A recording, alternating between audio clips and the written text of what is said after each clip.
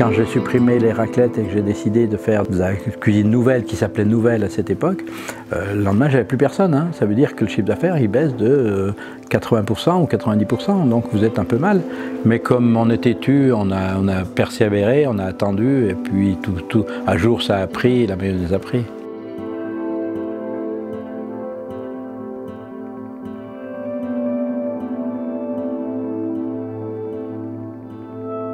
Il y a une époque où moi je ne pouvais plus travailler pour les autres, c'était pas possible, il fallait que je trouve, je voulais être mon propre patron. Et ce coin, il y a tous les skieurs, il y avait à peu près, je dirais, entre 100 et 300 personnes qui arrivaient au bord de la route au-dessus de Saint-Marcel. L'idée a été on va monter un restaurant à cet endroit-là, et puis on va faire à manger pour les skieurs principalement, et puis le soir bien sûr avec tous les gens qui sont dans cette vallée.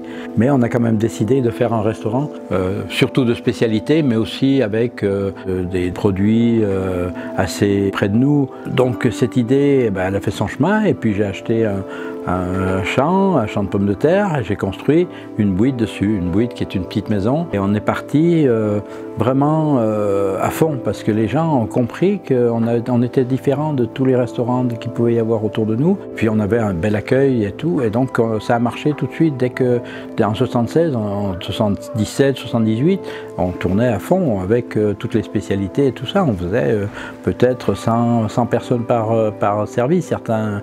Donc ça a vraiment marché. Et là on se prend au jeu, et puis on commence à vouloir faire une cuisine un peu plus tard, mais qui était un peu plus élaborée.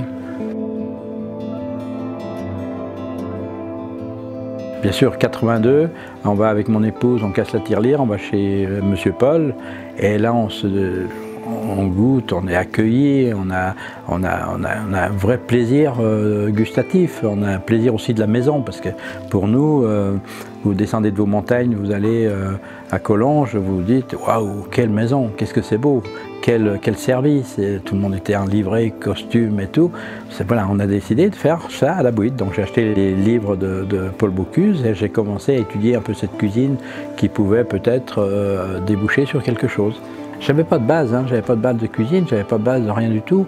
Et puis à un moment, on s'est dit c'est ça qu'il faut faire, mais à notre image, à notre idée. Du jour au lendemain, on est arrivé, on a dit bon, on supprime tout et on fait de la cuisine. Ma vie a toujours été en écoutant les gens. Je suis quelqu'un qui a beaucoup d'écoute sur les gens qui parlent, qui me disent. Et donc, à cette époque-là, les gens me disaient « Tiens, tu devrais changer cette assiette. Ça, c'est pas très bon. Ça, les deux éléments vont pas ensemble dans le plat. » Avec l'idée que les gens me donnaient, je pouvais aller un peu plus loin. Je pouvais réfléchir à mon plat. Et puis je faisais pas que ça. Je faisais aussi de la construction à côté. Je faisais absolument tout. C'était une époque où j'étais jeune et je pouvais tout faire.